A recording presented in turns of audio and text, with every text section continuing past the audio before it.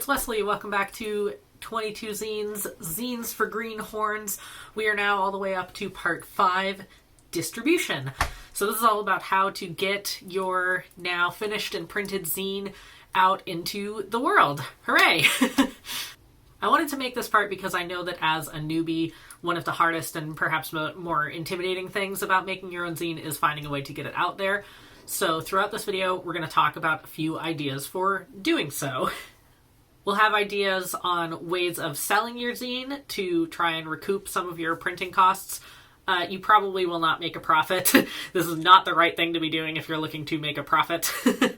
And we'll also have ideas for getting your zine out there for free just to be read and enjoyed. As we go forward, I'm probably not going to be listing many specific locations or organizations just because things change so quickly that I don't want this video to get out of date really fast. I will try to link some sites that have lists that get updated more regularly, and I will have a link to my resources page on my website, which has a few of those too. Instead, we're going to talk more about general things so that you get some ideas of the types of places or the types of ways that you could distribute your zine, and you kind of have a place to start searching for specifics from. Hurry up. First, we'll talk about a few ways that you can distribute your zine in person. So, some of these may also have digital options, but primarily in person. And the first one of those is zine fests. So, a zine fest is it's exactly what it sounds like. It is a festival for zines. It is kind of like a Comic-Con or an arts market, but specifically for zinesters. So the way that those usually work is that the zinesters will apply in advance and they will have a table where they have their zines available for sale / trade / free. Applying for your own table will require some foresight, and they may not be able to accept everybody who applies, but zine fests, as far as I've ever seen, are free to attend, and they are a great place to meet other zinesters. So definitely, if you're going to a zine fest, whether even if you don't have a table, bring your own zines and chat up some other zinesters, offer to trade. Be respectful if zinesters kindly reject an offer for a trade, just because many of these zinesters do have to recoup their bulk printing costs, but many zinesters are absolutely up for trade, and, like I said, great place to meet people and show off your zine. If you want to sign up for a table yourself, then usually it would require an application, probably an online application, a few months in advance. Each fest has its own application requirements, what they're looking for. In general, they'll probably at least want some pictures of your zines. Zine fests usually are and really should be either free or very cheap for you to have a table. I know in a lot of other spaces, and like arts market spaces, then the prices for tabling can be really high. Like they can charge you $80+ just to have a table there. That doesn't really happen at zine fests. If I were applying at zine fests and I saw one that charged more than like $20 to have a table, then I probably wouldn't apply, because that is kind of it would feel a little iffy to me. And really, most of them don't charge as far as I've seen, and if they do, it's really just a way of crowdfunding the cost for the space rental, and that's it. So yeah, don't expect to pay much, if anything, for a table, and if they are charging more, then just don't bother. It's not really for zinesters. I'll put it that way. And it should always be free to apply. You should never have to pay simply to apply to be considered. So if some place is charging just to apply, then don't. It is a scam. Zine fests do have limited space for tablers, and so many times, the reason that they have to have an application is because they expect that they are going to have to deny some people, that there's just going to be too many applicants. So, some ways of increasing your chances of getting a table and being accepted with your application. One, make sure that what you're offering is primarily zines. So, bringing other things to have available to sell, like art prints or buttons or stickers or whatever, is acceptable and it's common, but in general, if you're applying to a zine fest, you want to make sure that you are offering mostly zines, because that's what it's there for. The other thing is that many organizers will prioritize zinesters who have multiple zines to offer, like multiple zines under their belt, which kind of makes sense because, you know, just from a space perspective, they're trying to cram as many zines as possible into a small space. And so if your table has more than one zine, then that's helpful. So one thing that you might want to consider is joining up with a friend and, you know, sharing a table or sharing a space, taking a split table or something like that. Or if you just have one or two zines, then, you know, maybe wait until the next year that it happens and, you know, just go and attend, bring your zines to swap that way. But don't feel dissuaded from applying either, because a lot of zine fests also really like and prioritize newbies. So if you've never done a zine fest before, if you've never done that particular zine fest before, if you know, are just new to the whole thing, then, you know, zinesters love fresh faces and zine fest love fresh faces. So definitely, you know, don't be afraid to apply. Finding local zine fests can be a little bit tricky sometimes. A lot of them will kind of come and go, as many events do.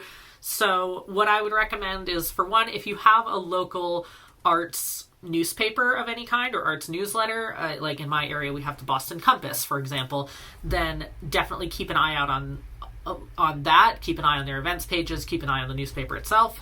Follow other local zinesters online and on their socials, so that if they hear anything, that you'll hear anything. And don't be afraid to search periodically just for your city or region plus Zine Fest plus the current year and, you know, keep an eye out that way. And finally, this is one of the few specific things that I will mention. There is a blog maintained by Singular Papers. It's an organization. I don't know much about the organization, but they have a pretty good list that is decently up to date and has zine and small press fests that are updated periodically on that site. It's a good place to start, at least. Another place you could sell zines is at another type of arts market. So, you know, keep an eye out in your area for things like arts fests, art shows, arts markets, flea markets, pop-ups, pop-up shops, just any sort of event that is sort of centered around arts that has the option for tabling or has people selling things. Great place to look around. For these sorts of events, the less bougie and high-end, the better. Not just because that's always the case underground, but because it's really hard to make your money back on zines. Even just recouping printing costs sometimes can be hard. And a high-end place, for one, isn't necessarily going to have the sort of clientele who are going to appreciate and want to purchase zines, but also higher end places will usually have higher end tabling costs. So, you know, as I was saying before, zine fests usually have low or no tabling costs. Art specific fests and markets will often have tabling costs, and they can get kind of high. So there are ways that you can try to reduce costs and reduce tabling costs, especially if you are a low income or otherwise like a non-commercial artist, as in you're doing things and you're not doing it as your business. So don't be afraid to reach out to the organizers and ask if there are any sort of waivers or discounts for anything, basically any sort of fee waiver or discount if you are low income or non-commercial. Ask about sort of identity-based discounts. Some places will do discounts if you are like BIPOC or disabled or queer sometimes. Like, ask about that. See if maybe you could get a discount if you brought your own table and chair, if you didn't use one of theirs. Doesn't hurt to ask about discounts, I'll put it that way. And another classic place to sell and offer zines are at punk shows and music shows, specifically like indie music shows. Local punk houses, local punk shows tend to be very zine friendly. So the only thing with that is just try to ask the host or the hosting organization in advance if it is okay for you to sell zines, bring a table, anything like that. Just have good manners. And performers and hosts get free zines. I don't make the rules. You don't have to limit yourself to art-specific markets and spaces either. You can try selling zines in person at non-zine events. So things like pride events, farmers markets, flea markets, local swaps, or like community yard and garage sale, like porch sale events. Really just like, if you guys have local holiday events, festivals, just anything like that. Anywhere where there are other people selling things and you can have a table, then there's nothing stopping you from bringing zines to it. I've tabled at various Pride events and they're always really fun. People are always really curious. So you may not necessarily get people who know what zines are or what you're doing, but I have found that people are always really excited about them. So I don't really have any advice besides what I've said before, except to make sure that you have a quick and easy response to people who come up and ask, like, oh, what are Zines? Another way of distributing your zine in person is using little free libraries. So those are the little boxes or like mailbox looking things of free books that are in many cities and neighborhoods nowadays, and they are great places to leave zines. I have found a handful of zines this way. It's always so exciting and rewarding, and I always try to leave copies of my own in thanks and in hopes that someone else will find it. And you can actually make some pretty cool connections this way. I have made friends who found my zine in a little free library and then reached out to me, and now we talk. So if you are looking to make some connections that way, then make sure you just leave some form of contact or an email address or social or something on your zine so that people who find it out in the wild can reach out to you. Or if you want to stay anonymous and just put it out into the wild, then that's cool too. And little free libraries are a great way to do that. Another in-person option are storefronts. So like coffee shops, record stores, comic stores, bookstores, physical in-person storefronts. Many times they will be willing to have your zine available for sale on commission, either for a percentage of the sale or, sometimes they don't even take commission. They just have things available as like a kindness to local artists, is offering the space. So it never hurts to ask at these kinds of places, especially if you've seen other types of art things there for sale. If they have art on the walls that's available for sale, or if they have other books and things, then just definitely ask. My approach for asking is, for one, don't do it at a time that they're busy or that there's anyone else in like a line. Don't hold up a line for this. Wait till they're not busy, and then ask first if they ever have things for sale by local artists or writers, and then ask how you might submit something for consideration. So don't go straight to, hey, can I sell this? But say, who do I talk to about that? Because for one, you want to make sure you're talking to the right person, and also it takes some of the pressure off of the person who is right there, who, so that they don't feel trapped in like a sales pitch, I guess. The reason I bring this up is because I've seen this happen. I've seen someone who is trying to sell their like self-published illustrated children's book, and they go up to like a minimum wage coffee shop employee, and they're like, here, so I'm just trying to sell this, so like, will you offer this for sale? And the person's like, I don't know, I gotta ask the manager. And they're like, well, great, so I'll just wait right here then, and then just talk to the employee for like 20 minutes about, hey, here's my book and here's what it's about, and they're like ready with their pitch. Don't do that. I mean, it's common sense. Don't do that.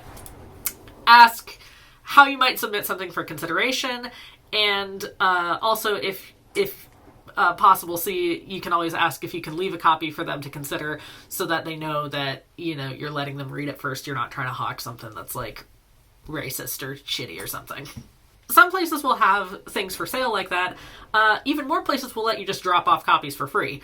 So look for any place that has a pin board or a free table, any place that has business cards, consider just leaving copies of your zine there. They absolutely will be taken and they will be read. And I also have made some interesting connections this way. Someone actually found a copy of my zine at a coffee shop and then asked if I could do a speaking gig at their college. So, that's not to brag, but just to say that, anything can happen. It's a great place to leave your zines. You can also try busking your zines. I don't know if that's the way to phrase it, but basically having your zines available for sale on the street. Just finding a spot with either a little table or a blanket, laying out your zines, and selling your zine to passersby.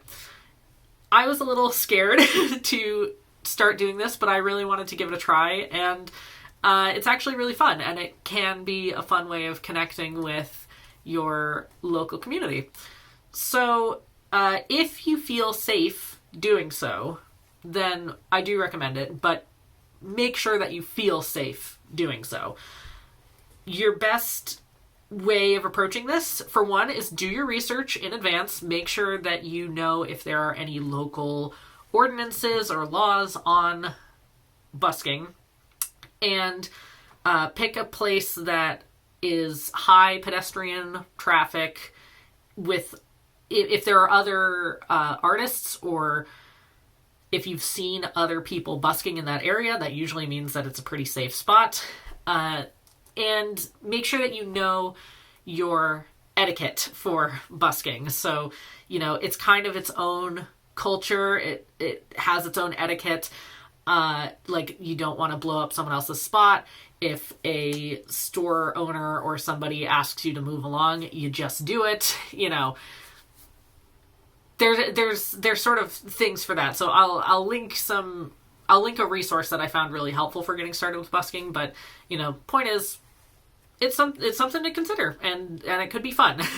If that doesn't sound like fun to you, then don't worry about it. You can also do outreach and marketing for your zine kind of in the way that you would a garage sale or a punk show, where you can make flyers advertising your zine or your zines, or you can make stickers or something, and you just put them around your neighborhood. You put stickers on trash cans where people put stickers. You put flyers up on telephone poles, or have those on pin boards or anything like that. And you could get fancy and have a QR code that links directly to some sort of digital storefront where people can buy it right there, or you can just have any other form of contact, a zine specific email address, zine specific socials, and just let people know that you have zines. And finally, for in-person, you can leave your zine anywhere. You can leave your zine literally anywhere that people might find it. You can put your zine at a bus stop or leave it on the bus. You can pin it to a community board. You can shove it into somebody's locker. You can put it in between the pages of a library book. You can just get your zine out there in any sort of way. You never know where it might go. You never know where it might lead. Just, go for it. This is sort of why I encourage people to make their zine cheaper to produce if possible, and to save your money and on your investment money on printing more copies, because then it feels really low stakes and low pressure to just sort of throw it out there and share it with the world, because you haven't spent a whole bunch of money on individual copies. And you can share your zine with anybody. You can share it with friends or family or strangers, either through the mail or in person, for that matter. Just anybody who you want to read it or think might like it, just, give it to them. Keep copies of your zine on you in your backpack or whatever, and practice giving it to people. Practice turning conversation towards zines, so that you can have an excuse to dig it out of your backpack and be like, oh, I have a zine here. Why don't you read it? Other than with people who come over to my house, is like, I've gotten into this little routine of when someone shows up for the first time, I'll like show them around the place and say, it's like, oh, so, you know, this is our bedroom, this is our living room, this is our kitchen, and then this is the art room, which is where I keep all of my zines. And I will be like, yeah, I got a lot of zines here. And then usually they'll say like, what does that mean? And I'll pull one out and be like, here, why don't you take this home with you? I made it myself. Hurry up. Next, we'll talk about some ways to share your zine through the mail / online, because I think nowadays there's just so much overlap between the two. So I'm just kind of combining them into one section. First, we will talk about online storefronts. There are so many sites that have these options nowadays. Things like Etsy, Big Cartel, Gumroad, Bonfire, Store Envy, Shopify. Like, there are so many sites like this. I have experimented with quite a few of them, and they all are going to have their own individual pros and cons. We'll get into a little bit. The biggest pros for using one of these kind of like storefront sites in general is that it's usually pretty simple and fast to set up, and buyers are more likely to trust a website that they've already been to before, a website that they recognize or that they have purchased from. So something like Etsy, or, you know, some people might recognize Big Cartel, that sort of thing. The biggest cons are that you are rarely, if ever, going to have complete control over your pages. You're kind of stuck in what they allow you to edit or change on the site. And these sites will they'll take some sort of commission. It will cost you some sort of money, usually on top of payment processing. So basically you have the fees for the payment processing. You have, if someone pays you with a credit card or PayPal, then you have a fee that you have to pay for that payment to be processed. And then you also have a fee that you have to give to this site. Much of the time, some of them don't, but you know, you have to pay the site 5% of the total sale price, and that's on top of any other fees. So basically, the point is, with these sorts of sites, fees can get really high, and that kind of sucks. The other thing is that if they make site-wide policies, they can end up negatively impacting you. So if there's policies about turnaround time, if there's policies about, you know, how and when people are allowed to request refunds, if there's policies about just general site transparency or site security, or you know, any sort of decisions that they make about the site, you don't get input on that. So, you know, you're kind of up to their whims. And as a result, these sites also are often run by total pricks. After a lot of years of experimenting and platform hopping, I finally made the choice to build my own website through a platform called NeoCities, and then accept payment and sell my zines via direct PayPal links.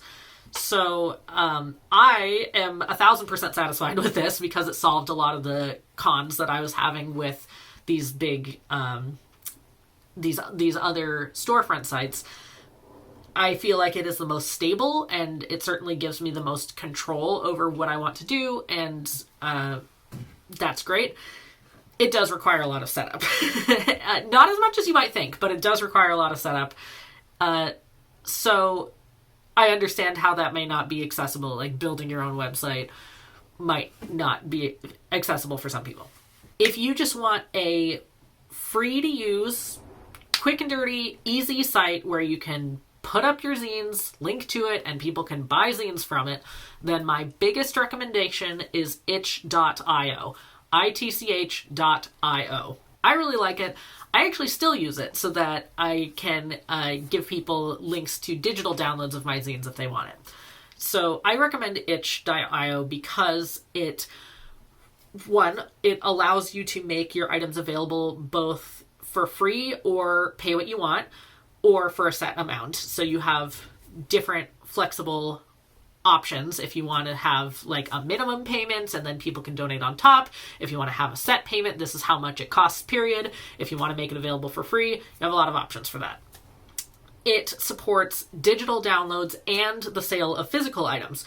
It's sort of geared around digital downloads where, you upload the files, people will purchase or donate or get it for free, get the files, print and assemble themselves, or just read it on their screen. But it also does allow you to have the sale of physical items, and you can manage stock and you can do all the sorts of things that you would with anything else. It has a tagging and searching system, so you can actually be discoverable. If you want to browse on itch for zines, people can do that, and people will do that. So, you can be discoverable via their platform. Any commissions that itch.io takes are entirely optional. You can set the amount that you want itch.io to receive out of your payments that you receive. I always leave them on. I always give a certain amount because it's a really great website, really great place. I want to support it, and I want to make sure that they get something for hosting my zines on their servers, but it is optional. Overall, as an organization, I just really agree with their approach to things. I think that I really value the fact that they have a non-exploitative approach. All of their policies and everything are built around the fact that they are not trying to, profit off of or exploit the labor of the actual creators. They are just trying to make it possible for creators to find each other and to share their work. And that is, reflected in the fact that their commissions are entirely optional and in many of their other site policies. So I just think they're really great. And a lot of cool people and a lot of cool zinesters are on itch.io. So it actually is a pretty great little community. It was first sort of designed / built around independent games, indie games, and game assets, but you can and people do share books, zines, other types of things on itch.io. So I highly recommend it. I think it's great, and it's totally free. 100%. It can be literally 100% free. So I highly recommend Itch. Other than that, Big Cartel is fine. I like it. I used to use it.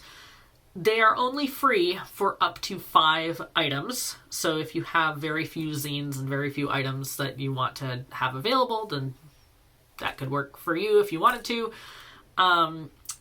They have payment plans where basically you pay a monthly amount if you want to have more items than that. And I actually used Big Cartel for my distro for a while, but then they raised their prices and I found that they didn't allow the options that I needed, and it just, it was fine, but not, Itch can do everything but better, so why bother with Big Cartel? I do not recommend Etsy. And in fact, I cannot unrecommend Etsy enough. Basically, there's so many issues that I'm not going to get into it, but point is, with zines, you are basically going to be forced to overprice them, because for something that already has such a low profit margin and is so low cost to sell, then in order to cover their fees at all, you're going to have to overprice your zines, among many other problems. So, I don't use Etsy, and I don't think it's really that great for zines. Itch.io is great, or, consider exploring ways to develop your own site if you're interested. Social media isn't really my jam, unless you are going to count YouTube as social media, but there are zinesters in most social media websites that I found. If you search for them, I don't like Meta, but there is a very vibrant zine community on Instagram in particular. Reddit has r/zines and other small press subs. There's also more indie alternative networks, Mastodon, Blue Sky. Many zinesters are there. So these are fine places to advertise your zine and to possibly connect with other zinesters if you want to do trades, that sort of thing. You can explore starting or joining a zine or snail mail club. So a lot of zinesters will have their own mailing clubs, which are basically like a subscription where people will pay upfront or once per package to receive a zine in their mailbox. I've seen a few of these utilizing Patreon and Ko-Fi. Some are hosted by individual zinesters themselves for only zines that they make. Some are run by a separate person who then get zines from different zinesters for each mail out. So that's something to consider. You could also start sort of a collective snail mail club or zine club, and you can explore some existing ones if you're just looking to do like trades and include zines in Happy Mail. Something to consider. And you could also possibly start one with a group or a collective. You can form your own small group of having a zine trading, circle basically, where everybody receives a zine from everybody else and then sends out their own to everybody else. Lots of things to consider. Taking inspiration from snail mail clubs or, just using them directly. You may also want to donate your zine to local organizations that might appreciate it. It kind of depends on the subject matter of your zine, but you could try reaching out to like cultural centers, cultural queer youth centers, homeless shelters, creative spaces of any kind, workshops, maker spaces, activist projects, or grassroots organization hubs, cool nonprofits, just, any kind of organization that does things or has things available that you think might appreciate your zine. It is also kind to offer them a PDF with the option of reprinting it later if they want to. It's not a requirement, but it is a nice thing to do. You can also try donating your zine to a Books to Prisons project. Zines, it kind of depends on whether they are able to accept them or not. Prisons have really horribly shitty rules about what types of literature they allow in their prisons. Even things that are completely innocuous, but won't get into that. Point is, the organization that you reach out to will probably have an understanding of what will or will not be accepted more or less at the prisons that they work with. So always a good place to reach out to donate zines to. Hurry up. And finally, now we'll talk about a few other zine organizations. Distros, publishers, and libraries. So we'll start with Distros. Distro is short for distributor, and zine distros are basically zine stores. So they will buy copies of your zine to have available for sale in their physical storefront, online store, and or at events that they attend. Distros provide a really great service and contribution to the zine world, and they've been around for a very long time as well. They share zines with a wider audience. They gather zines, which makes easier access. They facilitate zine findability and zine shipping. And generally, they provide a way for zinesters to get their work out there without managing a store and managing the sales portion of it. So yeah, distros are really great. They're run by people who are very passionate about zines, who typically just want to celebrate and highlight zines, usually at very low, if any, profitability. It's really just to, make zines more available, and it's really great.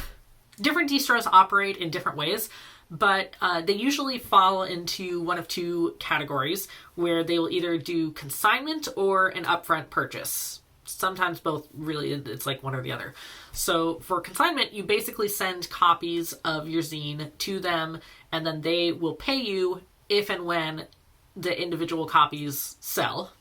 And for upfront purchase, then they will pay you upfront for a certain number of copies at a wholesale price, so some percentage of the cover price, and then they will sell it on their end, typically for the cover price, so the amount that you are asking to sell it for.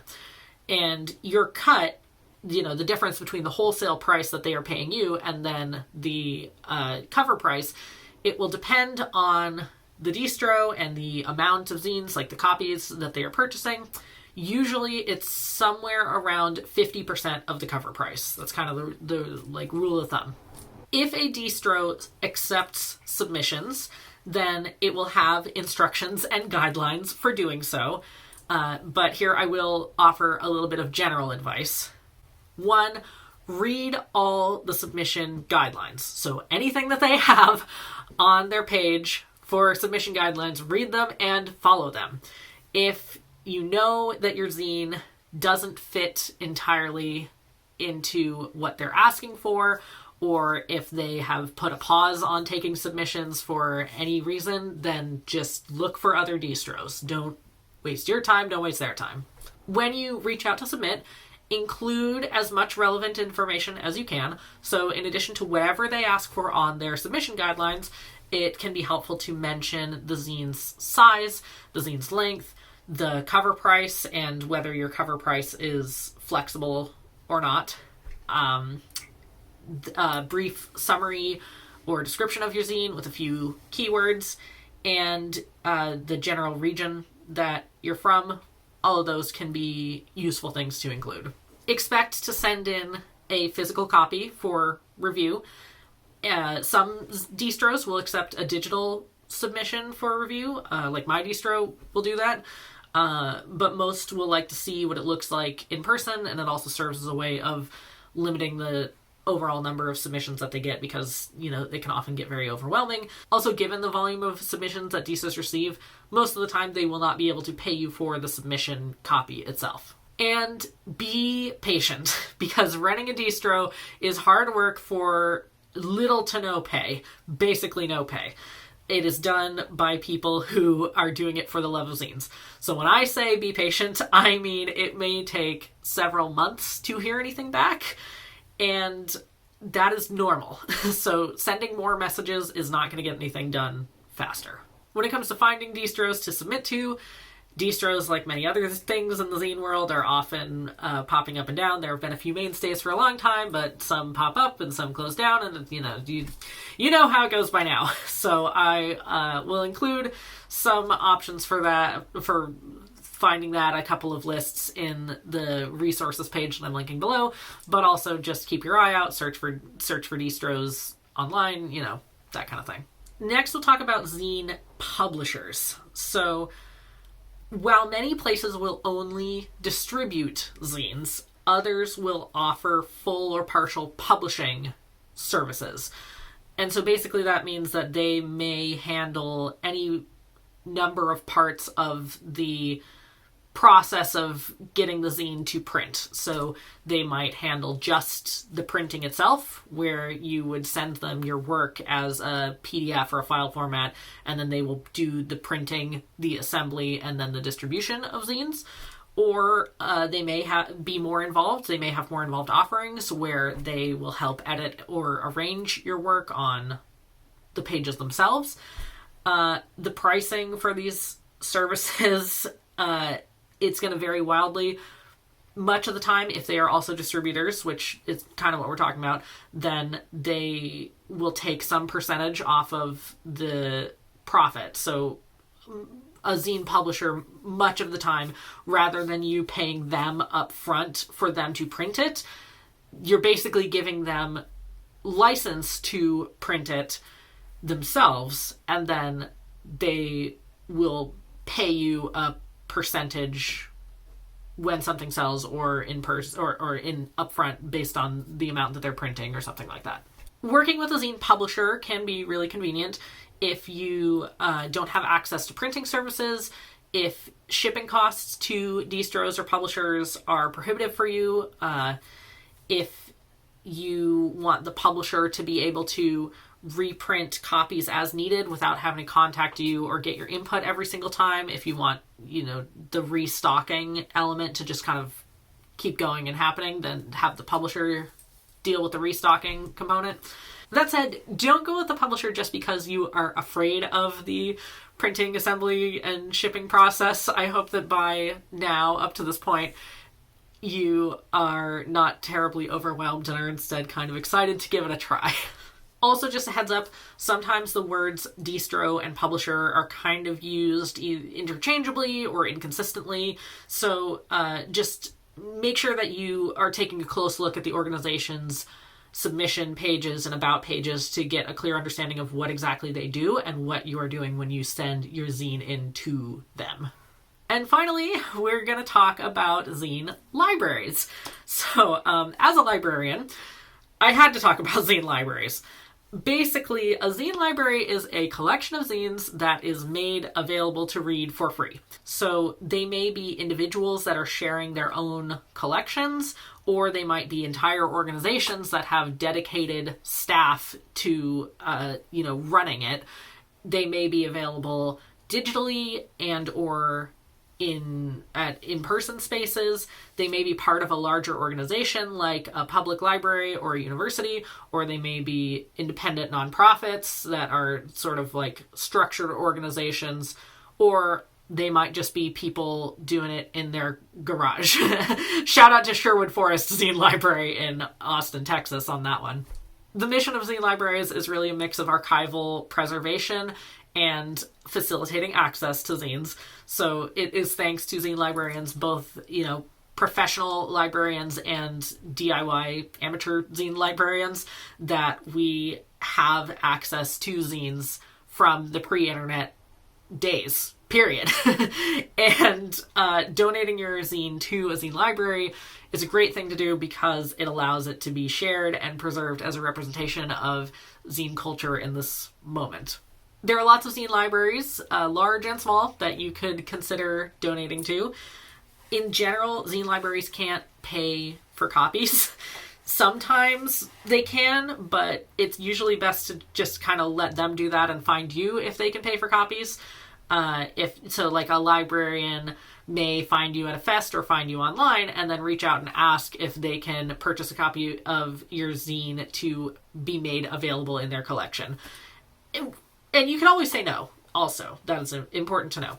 But yeah, if you are hoping to have your zine available with the zine library, expect that it's going to be a donation. So much like the zine distros, basically look at the zine library's submission guide, submission policies for sending your zine in, and make sure that your zine fits in. Some libraries have a very specific topic or dedicated focus of zines that they are trying to collect and preserve. Be sure that your zine fits in with any submission policies that a zine library may have. And finally, if you are a zine librarian or you're interested in zine librarianship, zine archiving, zine preservation, then please don't hesitate to reach out to me to talk about sort of the nitty-gritty to help organize your project. Just, any sort of advice that you might need on that. I have spent like a ridiculous amount of time doing zine librarianship, both in theory and in practice, at public libraries and at small organizations. So I'm always happy to talk and help work through the project with you. Maybe at some point I'll make a video or multiple videos or maybe an entire separate guide about zine librarianship, but one thing at a time. Hurry up. So that is about it for part 5, distribution. So I hope this has provided a little bit of an idea of just some different ways that you can get your zine out in the world, either for sale or donating for free or trading or any number of things. I hope that this has been inspiring. Don't forget that I also have my own zine distro, 22 Zines, same website that everything else is on. So if you are looking for a place to get started or, your Zinester's first distro to submit to, then I am more than happy to read your submission and to talk about it. So you can give that a go too. And the next video is actually going to be the last one of this series, part 6, where I talk about resources, a few other places that you can explore, finding free zines, getting more information on zines, meeting other zinesters, and talking about a few zine-related activities throughout the year. So basically just kind of the what next section. And that is where I will save all of my grand thank yous, although I'm starting to feel a little bit like, whoa. All right, hope to see you then. Bye-bye.